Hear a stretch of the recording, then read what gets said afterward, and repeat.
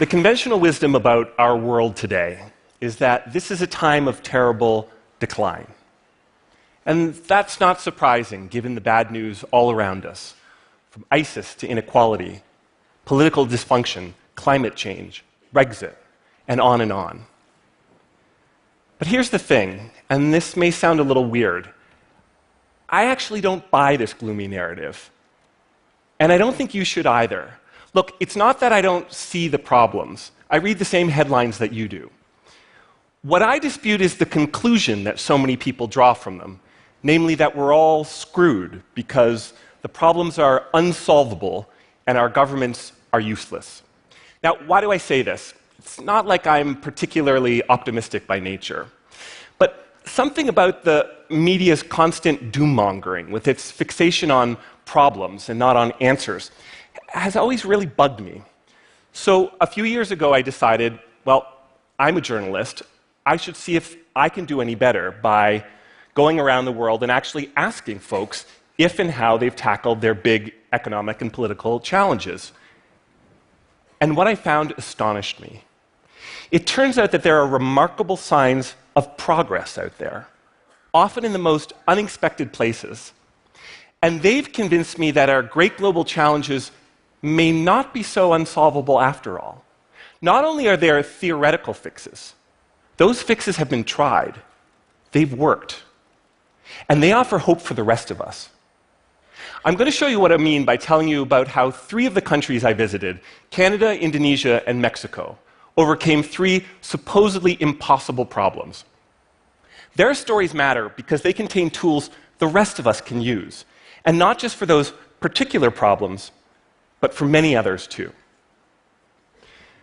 When most people think about my homeland, Canada, today, if they think about Canada at all, they think cold, they think boring, they think polite, they think we say sorry too much in our funny accents. And that's all true. Sorry. But Canada is also important because of its triumph over a problem currently tearing many other countries apart: immigration. Consider, Canada today is among the world's most welcoming nations, even compared to other immigration-friendly countries. Its per capita immigration rate is 4 times higher than France's, and its percentage of foreign-born residents is double that of Sweden. Meanwhile, Canada admitted 10 times more Syrian refugees in the last year than did the United States.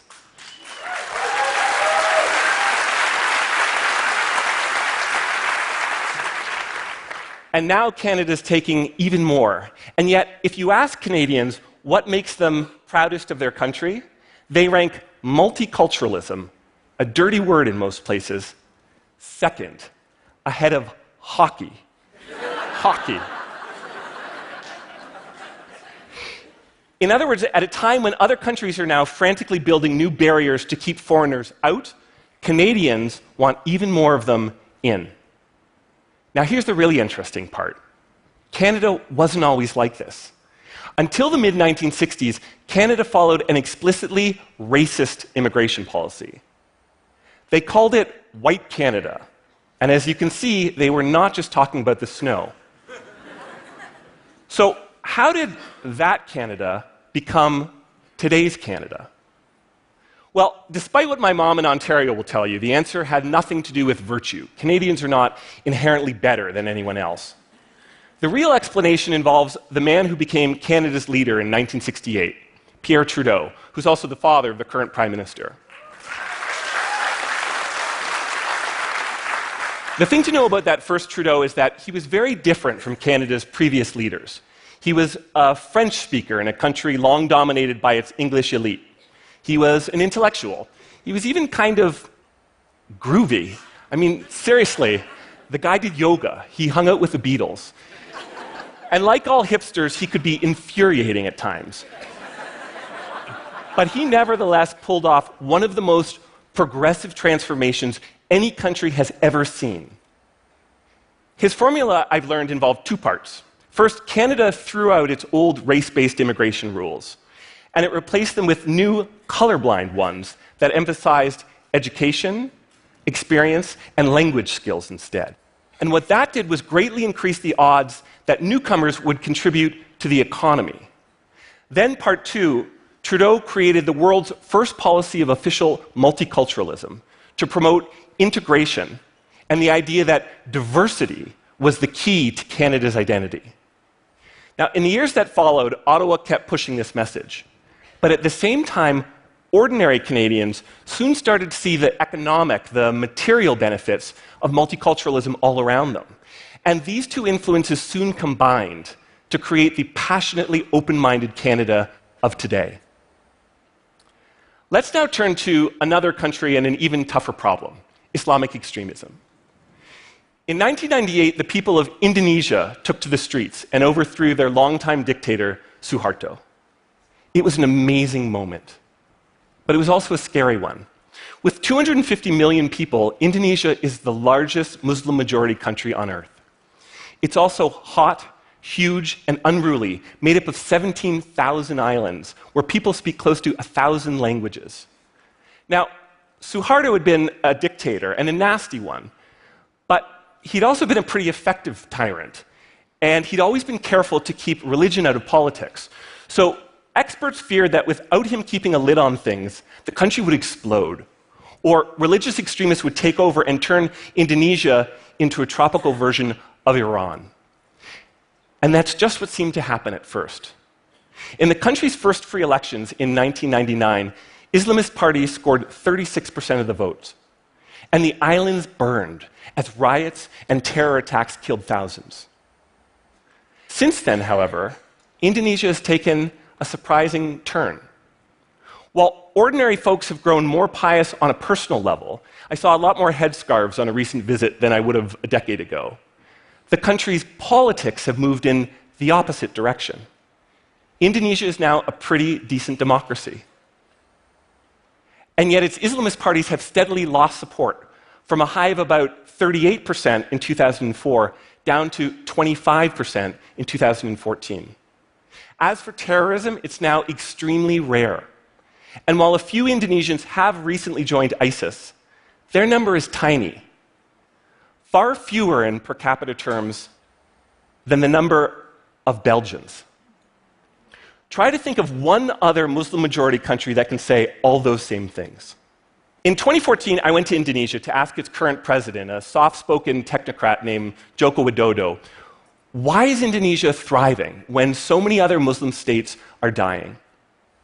Well, what we realized, he told me, is that to deal with extremism, we needed to deal with inequality first.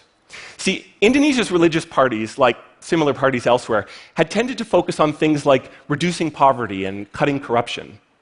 So that's what Jokowi and his predecessors did too, thereby stealing the Islamist thunder. They also cracked down hard on terrorism. But Indonesia's Democrats had learned a key lesson from the dark years of dictatorship, namely that repression only creates more extremism. So they waged their war with extraordinary delicacy. They used the police instead of the army. They only detained suspects if they had enough evidence. They held public trials.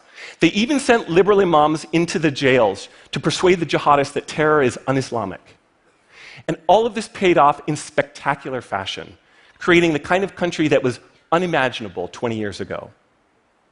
So at this point, my optimism should, I hope, be starting to make a bit more sense. Neither immigration nor Islamic extremism are impossible to deal with. Join me now on one last trip, this time to Mexico. Now, of our three stories, this one probably surprised me the most, since, as you all know, the country is still struggling with so many problems. And yet, a few years ago, Mexico did something that many other countries, from France to India to the United States, can still only dream of. It shattered the political paralysis that had gripped it for years. To understand how, we need to rewind to the year 2000, when Mexico finally became a democracy. Rather than use their new freedoms to fight for reform, Mexico's politicians used them to fight one another. Congress deadlocked, and the country's problems, drugs, poverty, crime, corruption, spun out of control. Things got so bad that in 2008, the Pentagon warned that Mexico risked collapse. Then in 2012, This guy named Enrique Peña Nieto somehow got himself elected president. Now, this Peña hardly inspired much confidence at first. Sure, he was handsome, but he came from Mexico's corrupt old ruling party, the PRI, and he was a notorious womanizer. In fact, he seemed like such a pretty boy lightweight that women called him bonbon, sweetie, at campaign rallies. And yet this same bonbon soon surprised everyone by hammering out a truce between the country's 3 warring political parties. And over the next 18 months, they together passed an incredibly comprehensive set of reforms. They busted open Mexico's smothering monopolies. They liberalized its rusting energy sector. They restructured its failing schools, and much more. To appreciate the scale of this accomplishment, try to imagine the US Congress passing immigration reform, campaign finance reform, and banking reform. Now, try to imagine Congress doing it all at the same time. That's what Mexico did. Not long ago, I met with Peña and asked how he'd managed it all. The president flashed me his famous twinkly smile and told me that the short answer was compromiso, compromise. Of course, I pushed him for details, and the long answer that came out was essentially compromise, compromise, and more compromise. See, Peña knew that he needed to build trust early, so he started talking to the opposition just days after his election.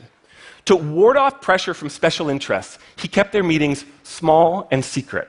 And many of the participants later told me that it was this intimacy, plus a lot of shared tequila, that helped build confidence. So did the fact that all decisions had to be unanimous, and that Peña even agreed to pass some of the other parties' priorities before his own. As Santiago Creel, an opposition senator, put it to me, look, I'm not saying that I'm special or that anyone is special, but that group, that was special. The proof? When Peña was sworn in, the pact held, and Mexico moved forward for the first time in years. Bueno. So now we've seen how these 3 countries overcame 3 of their great challenges. And that's very nice for them, right? But what good does it do the rest of us? Well, in the course of studying these and a bunch of other success stories, like the way Rwanda pulled itself back together after civil war, or Brazil has reduced inequality, or South Korea has kept its economy growing faster and for longer than any other country on Earth, I've noticed a few common threads. Now, before describing them, I need to add a caveat. I realize, of course, that all countries are unique, so you can't simply take what worked in one, port it to another, and expect it to work there too. Nor do specific solutions work forever. You've got to adapt them as circumstances change. That said, by stripping these stories to their essence, you absolutely can distill a few common tools for problem solving that will work in other countries, and in boardrooms, and in all sorts of other contexts too. Number 1, embrace the extreme. In all the stories we've just looked at, salvation came at a moment of existential peril. And that was no coincidence. Take Canada. When Trudeau took office, he faced 2 looming dangers. First, though his vast, underpopulated country badly needed more bodies, its preferred source for white workers, Europe, had just stopped exporting them as it finally recovered from World War II.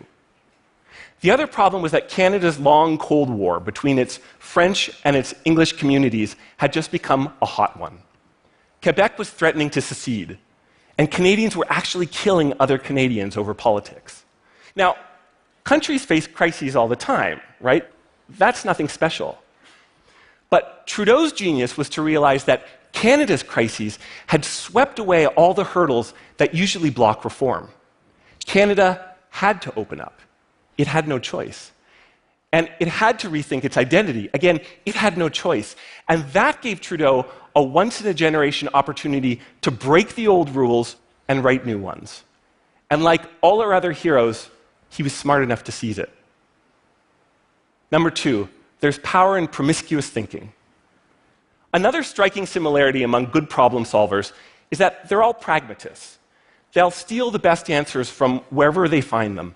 And they don't let details like party or ideology or sentimentality get in their way. As I mentioned earlier, Indonesia's Democrats were clever enough to steal many of the Islamists' best campaign promises for themselves. They even invited some of the radicals into their governing coalition.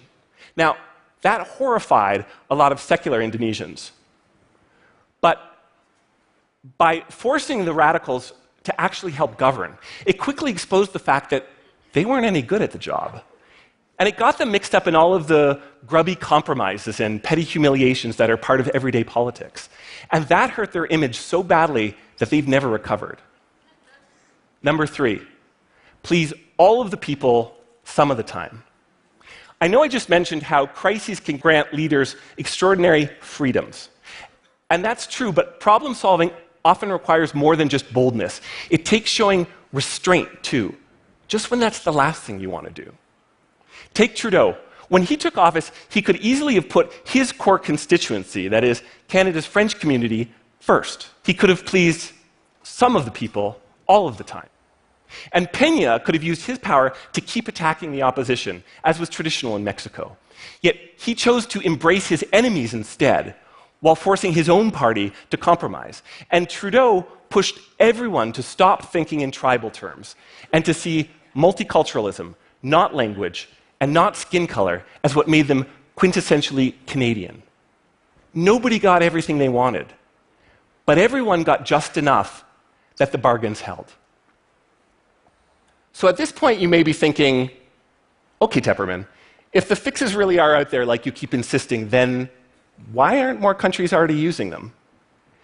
It's not like they require special powers to pull off. I mean, none of the leaders we've just looked at were superheroes. They didn't accomplish anything on their own, and they all had plenty of flaws. Take Indonesia's first democratic president, Abdurrahman Wahid. This man was so powerfully uncharismatic that he once fell asleep in the middle of his own speech. True story.